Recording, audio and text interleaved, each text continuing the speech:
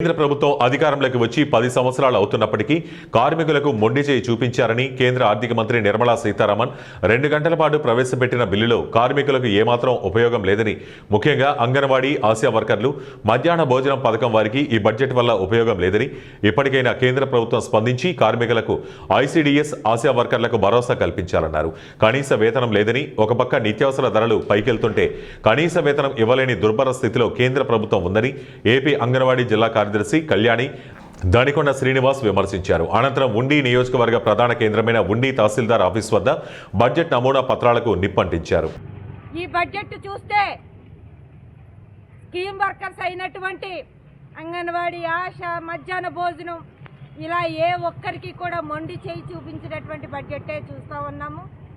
నిధులు ఏ మాత్రం కూడా పెంపుదల లేదు. అధికారంలోకి వచ్చి కేంద్ర ప్రభుత్వం 10 ఏళ్ళు పూర్తిగా వస్తోంది. కానీ ఇప్పటికీ కూడా ఏ ఒక్క కార్మికుడికి ₹1 పెంచిన పాపాన ఈ కేంద్ర ప్రభుత్వం బడ్జెట్ కేటాయింపులు చేయలేదు. మరి స్కీమ్ వర్కర్స్ చాలీ వేతనాలతో చాలా ఇబ్బందులు పడుతున్నారు. అనేక మార్లు నిరసన ద్వారా తమ యొక్క గోడును విన్నవించారు. ఈ బడ్జెట్లో కూడా స్కీమ్ వర్కర్స్కి మొండి చేయ చూపించారు.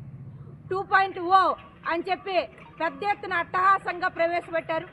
మరి ఏది 2.0కి ఈ బడ్జెట్లో నిధులు కేటాయింపేది? డిజిటలైజేషన్ అంగన్వాడీ సెంటర్లు అన్నారు. ఏది డిజిటలైజేషన్కి కేటాయింపులు?